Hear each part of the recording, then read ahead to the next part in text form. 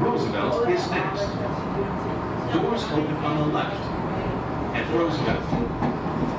Transfer to red and green line trains at Roosevelt. Your safety is important. If you observe unattended packages, vandalism. Gentrification is no foreign concept to the city of Chicago, nor to the surrounding area of Lincoln Park.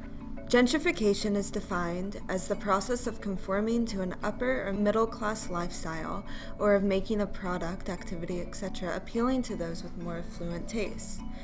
In order to accommodate the middle class lifestyle, those people in low class and low income areas of the city are displaced to less desirable areas of the city. Gentrification forces people to move from their homes and established lifestyles, all because there's a plan being pushed into place for the economic improvement of a given area.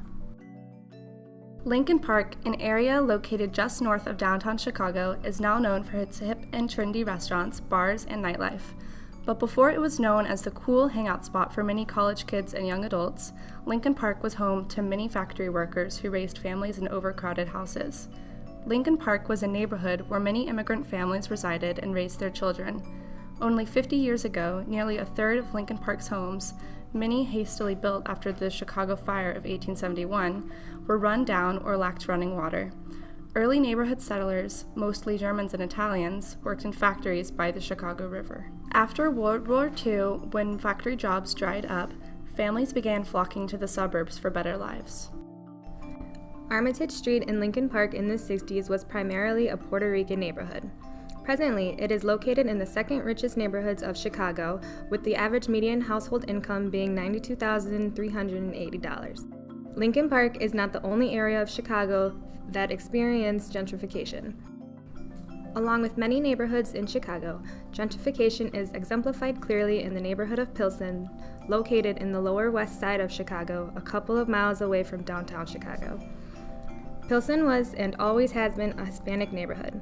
The history of Pilsen, dating back to the 1950s and 60s, has its roots dug in Mexican heritage.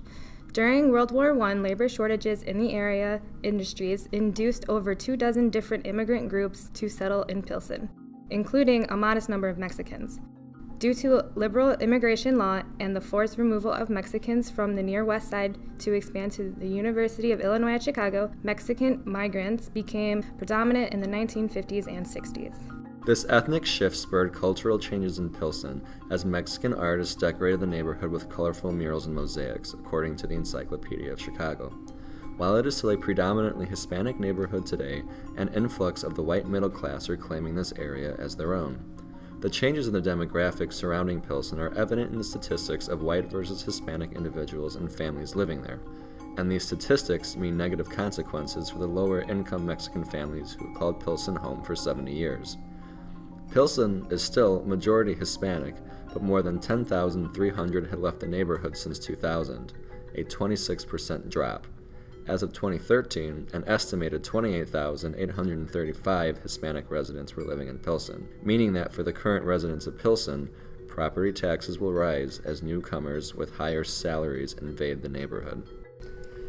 Property taxes on local and small businesses are also on the rise, causing many small business owners to abandon their families' livelihoods that they have built for decades due to not being able to afford keeping it open. Although plenty of family-owned restaurants and businesses remain, you can now find a number of boutiques, trendy bars, cafes, and vintage shops among the Mexican bakeries and street vendors. The changing society around the area of Pilsen means that the people who live there have to change too, because the lifestyle is quickly being disrupted. With property taxes rising, their neighborhood being taken from them, their homes being taken from them, their culture being neglected, and their heritage being regarded as indifferent, Mexican Americans in Pilsen are losing touch with the place they have proudly claimed as home.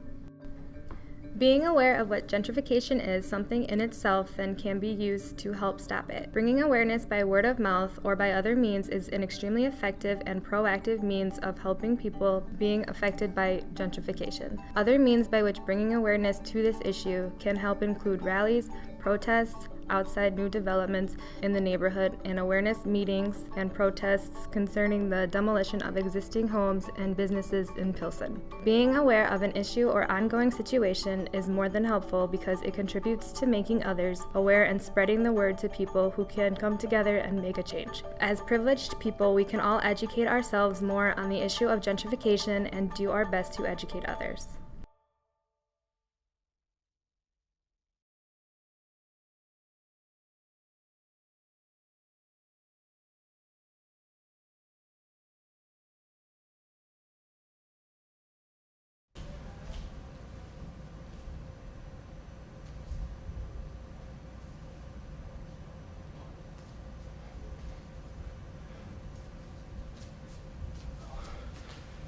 Who are you? Who are you? Who are you? Who are you? Who are you? Who are we? We're the Gentritectives! Dun dun dun dun dun dun. Hey! Hey, what?